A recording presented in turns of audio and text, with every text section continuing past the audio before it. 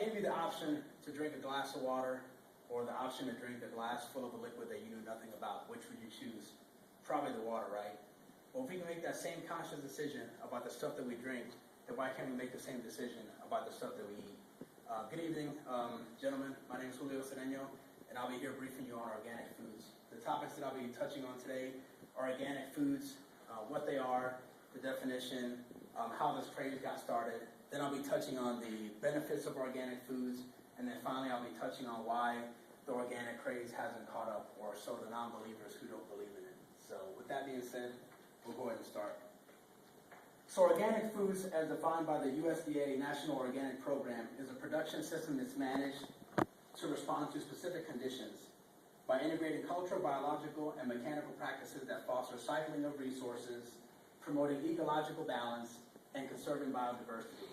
In simple terms for you and me, it just means going all natural, which means all natural. They don't use any types of synthetic fibers, any preservatives, any type of genetically modified organisms, certified dyes, or solvents. So now that I've briefed you on that, I'll go ahead and touch on why the sudden craze. So a news reporter, Peter Bentley, who works for the Deserter News in Utah, wrote an article back in 1962 about Rachel Carson. She wrote an astronomical book titled Silent Spring. In that book, she documented the detrimental effects that pesticides such as DDT had on not only farmers, but also the folks that work on their farms and also to the crops themselves. The environment also had issues, namely the animals.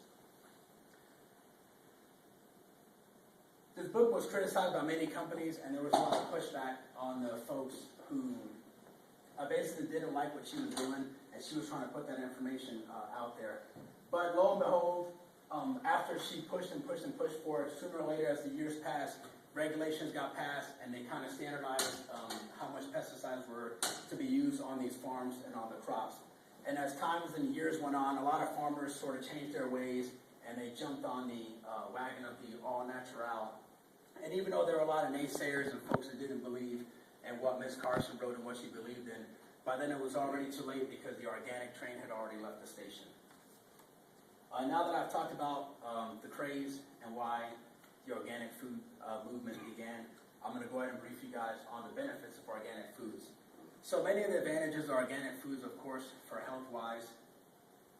Some of the advantages are very high antioxidant levels. And for us, some studies have shown through organicconsumer.org, the antioxidants are higher levels of vitamin C and other vitamins that we have, which works to benefit for us, for our immune system, and ultimately for our health. They also reduce pest and antibiotics exposure. Now that I've touched on that, for the antibiotics, they go inconsistent with the exposure to low doses of these types of pesticides. They disrupt normal floras, or basically good, healthy bacteria in our body. And once they do that, then that go ahead and that leads to sickness for us.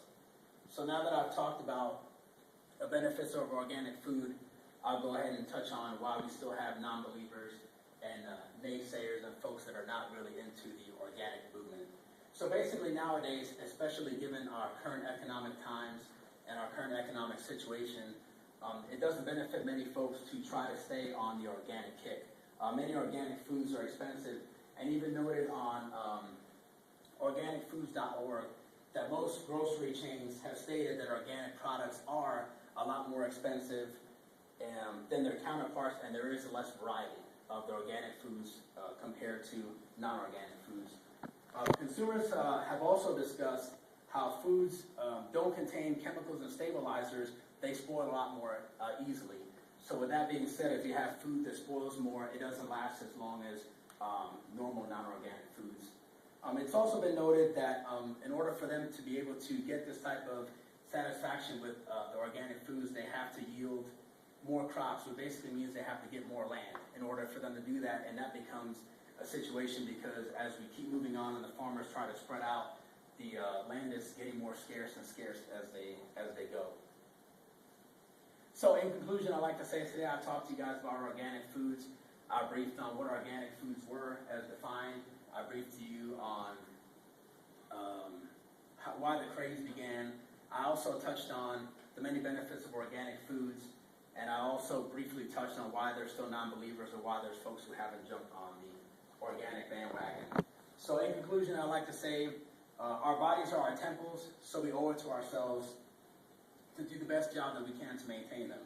If we conduct tons of research before we buy new cars, then we should do the same thing for our health so we can limit our expenses that we put on our body, repairs for procedures with our bodies throughout now and also into the future. Thank you, ladies and gentlemen. Sweet.